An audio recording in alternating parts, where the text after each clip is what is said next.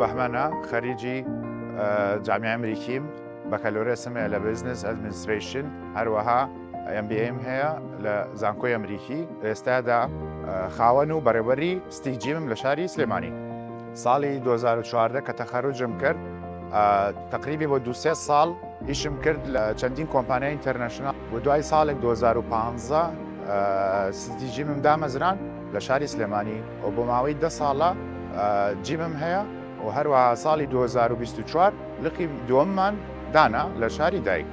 10 ساڵە من خاوەنکارم و زیاد لە 40 بۆ 50 مۆزەفم هەیە ئەم مۆزەفانە تەمان لە بەشی جیاواز خۆیانە گرن لە بەشی ڕسپشن بێ لە بەشی سوشال میدیا بێ لە بەشی فاینانس بێ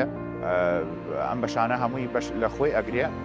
و توانیمە ئیداریەکی باشکەم و هەروەها بەشی پرۆگرامی MBA لە زانکۆی ئەمریکی یارمەتیام توانم ئیدارێکی باشتر و مانجمنتێکی باشترکەم لە ئیشەکانمان. زانکۆی ئەمریکا توانم بڵم تاسیرێکی زۆر مباشری هەبوو لەسەر ئەوەی کە من توانم ئیشێکی خۆم هەبێ ئیشێکی سربەخۆم هەبێ هەر بزنسێک پێویستی بە کۆمەڵێک شتە وەکو بەشە جیاوازەکان وەکو بەشی